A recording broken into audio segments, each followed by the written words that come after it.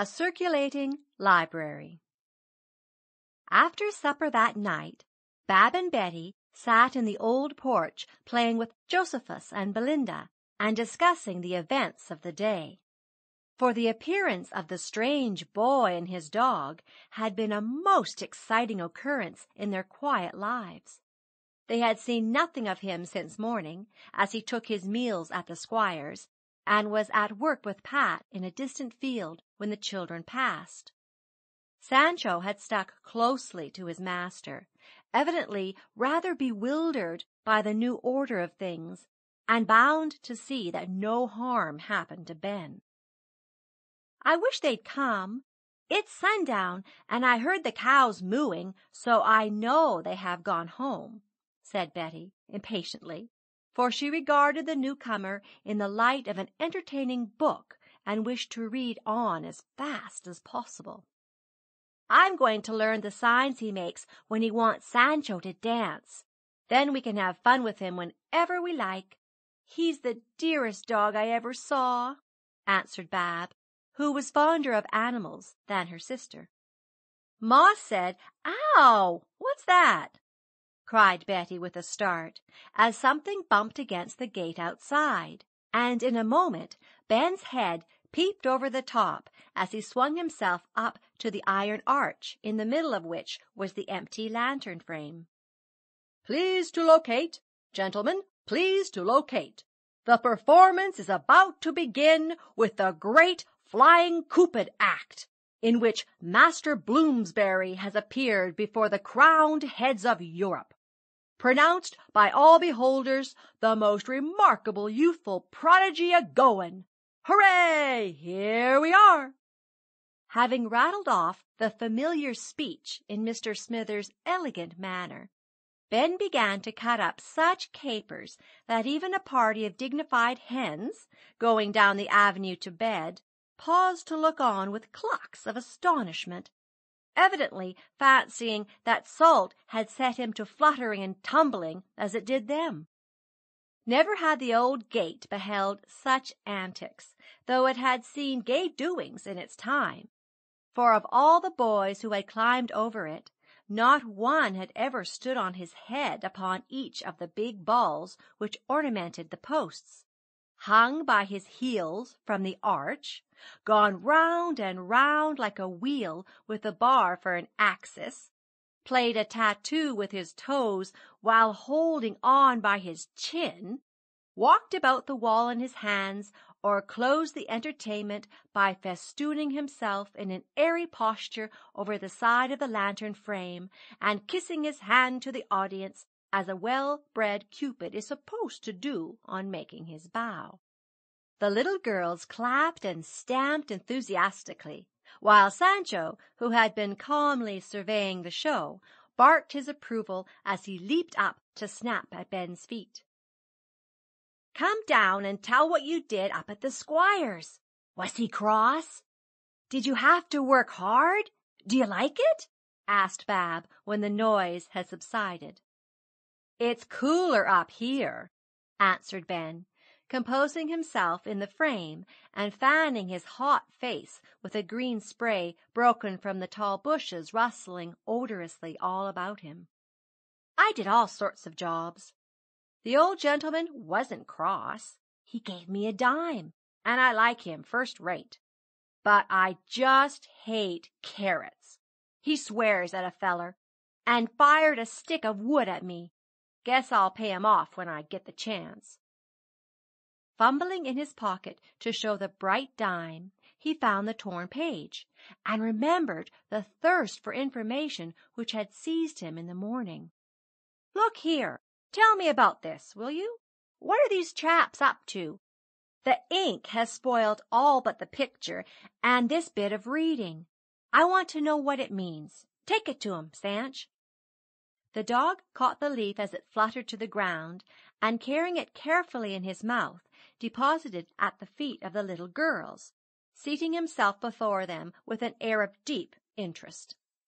Bab and Betty picked it up and read it aloud in unison, while Ben leaned from his perch to listen and learn. When day dawned, land was visible. A pleasant land it was. There were gay flowers and tall trees with leaves and fruit, such as they had never seen before. On the shore were unclad copper-colored men, gazing with wonder at the Spanish ships. They took them for great birds, the white sails for their wings, and the Spaniards for superior beings brought down from heaven on their backs. "Why, that's Columbus finding San Salvador. Don't you know about him?" demanded Bab, as if she were one of the superior beings and intimately acquainted with the immortal Christopher. "No, I don't. Who was he, anyway?" "I suppose that's him paddling ahead. But which of the Injuns is Sam Salvador?" asked Ben, rather ashamed of his ignorance, but bent on finding out now he had begun. "My gracious! 12 years old and not know your Quackenboss," laughed Bab, much amused, but rather glad to find that she could teach the whirligig boy something, for she considered him a remarkable creature. "I don't care a bit for your quacking boss, whoever he is. Tell about this fine feller with the ships. I like him," persisted Ben. So Bab, with frequent interruptions and hints from Betty, told the wonderful tale in a simple way which made it easy to understand, for she liked history and had a lively tongue of her own. "I'd like to read some more. Would my 10 cents buy a book?" asked Ben, anxious to learn a little since Bab laughed at him. "No, indeed. I'll lend you mine when I'm not using it, and tell you all about it," promised Bab, forgetting that she did not know all about it herself yet. "I don't have any time, only evenings, and then maybe you'll want it," begun Ben, in whom the inky page had roused a strong curiosity. "I do get my history in the evening, but you could have it in mornings before school." "I shall have to go off early, so there won't be any chance." "Yes, there will. I'll tell you how to do it. Let me read while I drive up the cows. Squire likes them to eat slow along the road, so's to keep the grass short and save mowing. Pat said so, and I could do history instead of loafing round," cried Ben, full of this bright idea. "How will I get my book back in time to recite?" asked Bab prudently. "Oh, I'll leave it on the window sill or put it inside the door as I go back. I'll be real careful, and just as soon as I earn enough, I'll buy you a new one and take the old one. Will you?" "Yes, but I'll tell you a nicer way to do. Don't put the book on the window, 'cause teacher will see you, or inside the door, 'cause someone may steal it. You put it in my cubby house, right at the corner of the wall nearest the big maple. You'll find a cunning place between the roots that stick up under the flat stone. That's my closet, and I keep things there. It's the best cubby of all, and we take turns to have it." "I'll find it, and that'll be a first-rate place," said Ben, much gratified. "I could put my reading book in sometimes, if you'd like it.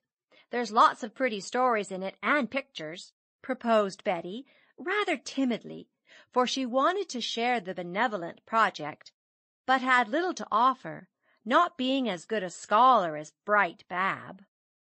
"I like arithmetic better. I read tip-top, but I ain't much on arithmetic, so if you can spare yours, I might take a look at it. Now I'm going to earn wages, I ought to know about adding 'em up and so on," said Ben, with the air of a Vanderbilt oppressed with the care of millions. "I'll teach you that. Betty doesn't know much about sums, but she spells splendidly and is always at the head of her class. Teacher is real proud of her, 'cause she never misses and spells hard, fussy words like chirography and bronchitis as easy as anything." Bab quite beamed with sisterly pride, and Betty smoothed down her apron with modest satisfaction, for Bab seldom praised her, and she liked it very much. "I never went to school, so that's the reason I ain't smart. I can write, though, better than some of the boys up at school. I saw lots of names on the shed door. See here, now." And scrambling down, Ben pulled out a cherished bit of chalk and flourished off 10 letters of the alphabet, one on each of the dark stone slabs that paved the walk. "Those are beautiful. I can't make such curly ones. Who taught you to do it?" asked Bab, as she and Betty walked up and down admiring them. "Horse blankets," answered Ben soberly. "What?" cried both girls, stopping to stare. "Our horses all had their names on their blankets, and I used to copy 'em.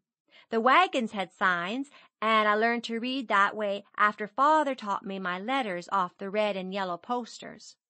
First word I knew was lion, 'cause I was always going to see old Jubal in his cage. Father was real proud when I read it right off. I can draw one, too." Ben proceeded to depict an animal intended to represent his lost friend, but Jubal would not have recognized his portrait, since it looked much more like Sancho than the king of the forest. The children admired it immensely, however, and Ben gave them a lesson in natural history, which was so interesting that it kept them busy and happy till bedtime. For the boy described what he had seen in such lively language and illustrated in such a droll way, it was no wonder they were charmed. End of chapter 6.